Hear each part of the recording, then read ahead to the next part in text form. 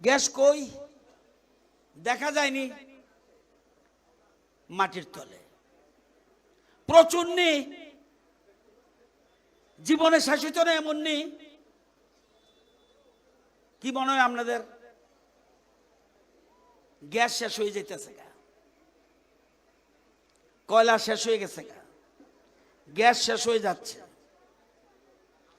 জলবিদ্যুতের scope কম, কারণ আমাদের বড় নদী নেই। অরুণাচল বড় নদী আছে, আমাদের বড় নদী নেই।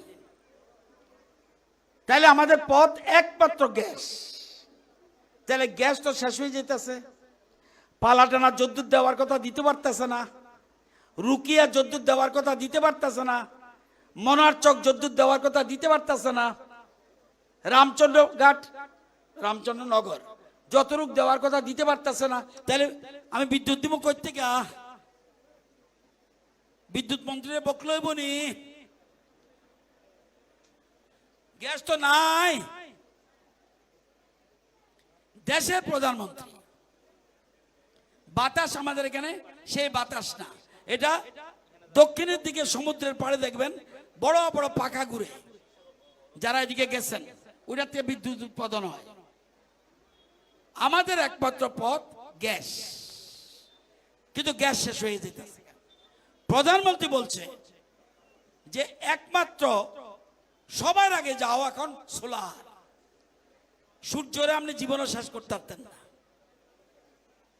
ভালো করে বুঝছেন? বক্তৃতা না, কথা ভালো করে বুঝতে হবে। সূর্য শেষ হইতো না, সূর্য শেষ মানে আমনেও শেষ।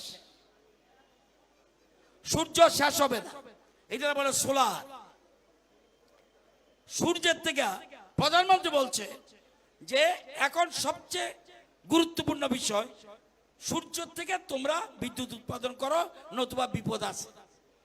পরে কিন্তু বকলো লাভ হইতো না। পৃথিবীর মধ্যে সবার আগে মোদিজি বুঝছে যে সূর্যের মাধ্যমে, সোলারের মাধ্যমে বিদ্যুৎ উৎপাদন করা দরকার।